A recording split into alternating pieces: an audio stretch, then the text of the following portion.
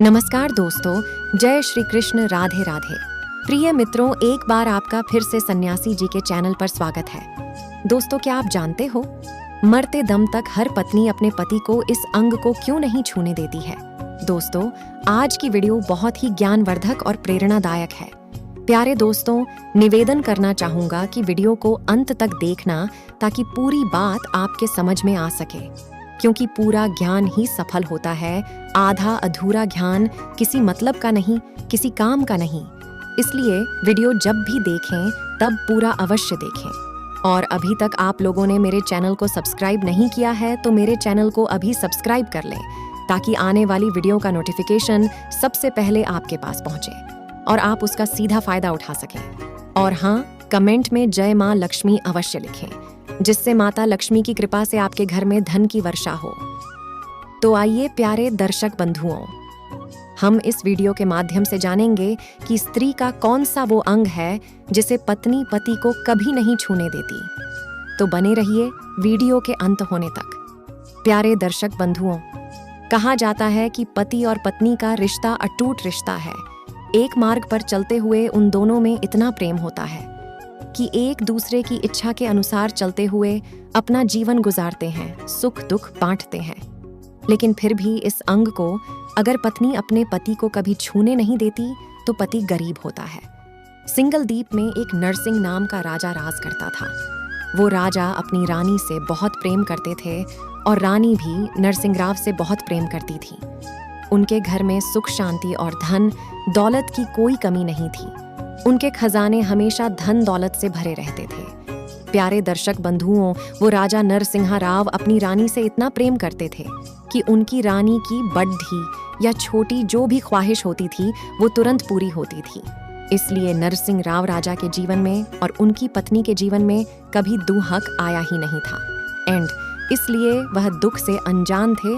वो दुख जानते ही नहीं थे कि आखिर दुख कैसा होता है और क्या होता है।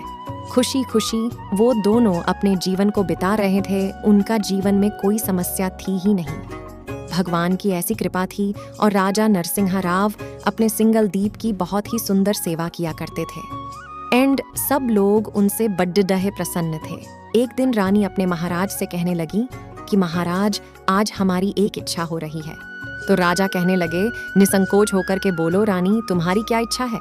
रानी कहती है, महाराज, दिसंबर के महीने में ठंड कराके की पड़ रही है एंड हमारा मन तो नदी में नहाने का कर रहा है। तो राजा कहने लगे, महारानी सोचो तो सही, इतनी ठंड पड़ रही है, तुम बीमार हो जाओगी। इसलिए अपने इस इच्छा को छोड़ दो, क्योंकि उस इच्छा को नहीं करना चाहिए जिसमें हमारा अहित हो, हमारा नुकसान हो। हमें साफ साफ दिख रहा है कि हमारा ऐसे में नुकसान हो जाएगा। आखिर इतनी ठंड में नदी में नहाने की तुम्हारी ये कैसी इच्छा है? मैं कुछ समझा नहीं। इस इच्छा को छोड़ डाच दो रानी।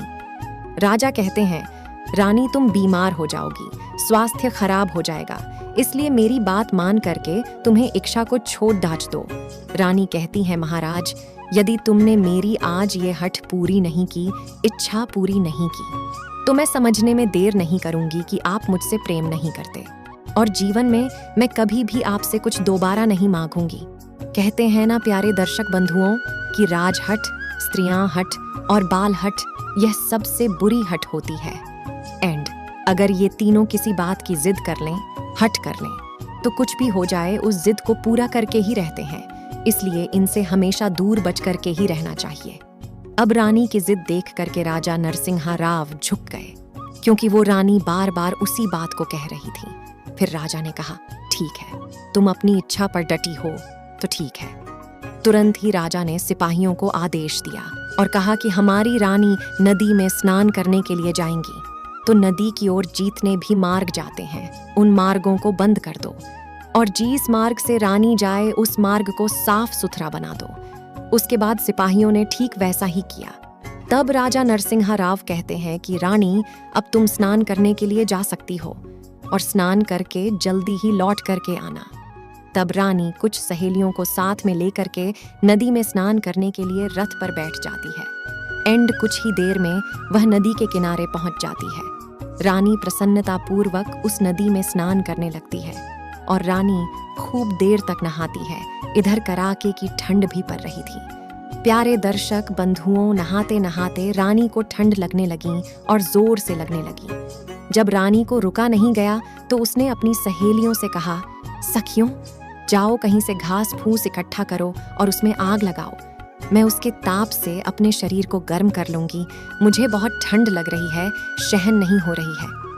सहेलियों ने बहुत ढूंढा पर कुछ नहीं मिला तो रानी ने वहां पर रहने वाले कुछ लोगों की झोपड़ियों को देखा और कहा कि झोपड़ियों को ही जला दो, मैं ताप लूंगी। सखियां कहने लगीं, रानी, हमें तो मालूम ही नहीं है कि इनमें कौन लोग रहते हैं और झोपड़ियां किसकी हैं। हम कैसे जला सकते हैं? महारानी, हमें जान लेना चाहिए कि इसमें कोई सो तो नहीं रहा है, या फिर इनमें रहने वाले लोगों के घर इनके अलावा कहीं और ना हो तो उन बेचारों का क्या होगा। इसलिए हमें झोपड़ी जलाने से पहले इसकी पूछताछ कर लेनी चाहिए। रानी कहने लगी, तुम मेरी दासी हो, मेरा आदेश का पालन करने का तुम्हारा धर्म है, और यदि तुमने ऐसा नहीं किया, मुझे नहीं तपाया, तो मैं तुम्हें इस राज्य से अलग करवा दूंगी एंड महाराज से कहकर तुम्हें फांसी भी लगवा दूंगी। दासी रानी की बात सुनकर के डर जाती है और उन्होंने उन झोपड़ियों में आग लगा दी और रानी तापने लगी। इस तरह से प्यारे दर्शक बंधु, कुटिया धू धू करके जलने लगती है और रानी अपने शरीर को सेकने लगती है। और उसके बाद हंसी खुशी से रानी रथ में सवार होने के बाद वापस अपने महल में लौट आई।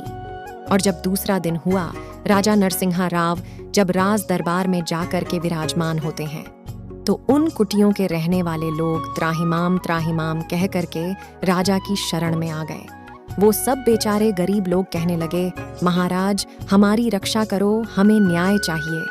कल तुम्हारी रानी ने अपने आदेश से हमारी कुटियों को जलवा दिया, हमारी झोपड़ियों को जलवा दिया, और झोपड़ी जलाने के बाद खुद की तो ठंड दूर कर ली, पर हमारा क्या होगा? महाराज, हमारे पास तो इतने पैसे हैं नहीं कि हम दूसरी झोपड़ी तैयार कर लें। सुबह को खा लेते हैं तो शाम की कोई पता नहीं, और शाम को भोजन पा लिया तो सुबह का पता नहीं। महाराज, तुम्हारी महारानी ने अच्छा नहीं किया, हमें न्याय चाहिए। हे महाराज, कड़ाके की ठंड पड़ रही है, हम कहाँ जाएं? अब आप ही बताइए महाराज। राजा इतने शब्द सुनने के बाद बहुत क्रोधित होता है एंड तुरंत ही रानी को हाजिर होने का आदेश देता है। और रानी तुरंत ही महल से राज दरबार में पहुंची, महाराज को प्रणाम किया। राजा ने गुस्से में कोई उत्तर भी नहीं दिया और कहा, कल तुमने कुछ गरीब लोगों की झोपड़ियों को जलवाया था। रानी सिर झुकाए हुए कहती हैं, जी महाराज, मैंने जलवाया था, परंतु आप इन झोपड़ियों के जलने पर इतने क्रोधित क्यों हो रहे हैं? इसमें क्या बड़धा अनर्थ हो गया?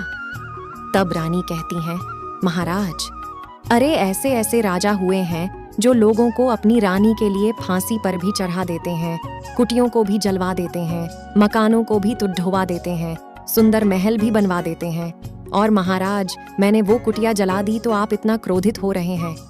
रानी की बात सुनकर के राजा और क्रोध में आ गया और कहने लगे, हे रानी, तुम किसी की मजबूरी को नहीं समझती हो। मुझे लगता है कि अब सीधी बात तुम्हारी समझ में नहीं आएगी। लगता है कि अब टेढ़ी उंगलियों से ही घी निकालना पड्डा रहेगा। राजा ने कहा कि रानी, तुम अपने वस्त्रों को उतार दो और तुम भिखारी के वस्त्रों को धारण करो, भिखारी का भेष बनाओ, और पूरे नगर में तुम्हारी यही दंड होगा और यही सजा होगी कि तुम भीख मांग के लाओगी। तब तुम्हें पता लगेगा कि क्या होती है अमीरी और क्या होती है गरीबी। रानी ने तुरंत ही अपने वस्त्र उतार दिए और भिखारी के वस्त्र धारण करने लगी। वस्त्र धारण करने के बाद पूरे नगर में उसने भीख मांगी। तब उसे अपनी गलती का एहसास हुआ और उस राजा ने उन लोगों की झोपड़ियों को दोबारा बनवा दिया। उन्होंने जो भी मांगा उनको प्राप्त हो गया। उसके बाद में रानी अपनी करनी पर आंसू बहाते हुए राजा के चरणों में आकर की क्षमा याचना मांगती है एंड कहती है, महाराज, मुझे माफ कर दीजिए।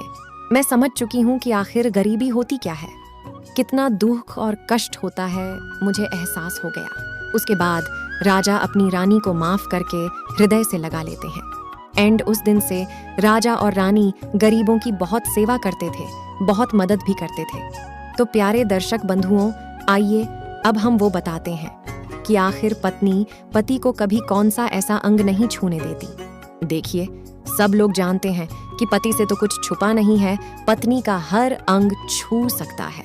लेकिन पत्नी के पैर कभी पति नहीं छू सकता और ना ही पत्नियां छूने देती हैं। और जो लोग पत्नी के पैर छूते हैं वो स्वयं ही दरिद्रता को निमंत्रण दे देते हैं। जो लोग अपनी पत्नी के पैर छूते हैं उनके घर में गरीबी आती है और अमीर चली जाती है। इसलिए भूल से भी ऐसा पाप कभी मत करना। प्यारे दर्शक बंधुओं, तो कैसी लगी आज की यह मेरी छोटी सी कहानी? कमेंट में अपनी राय अवश्य देना और साथ ही साथ सच्चे हृदय से 5 बार जय श्री राधे, जय श्री राधे, जय श्री राधे अवश्य बोल देना। और प्यारे दर्शक, कमेंट बॉक्स में भी राधे कृष्ण लिख करके बस मेरे लिए भेज देना। दोस्तों, आप हमेशा हंसते रहे, मुस्कुराते रहें। धन्यवाद।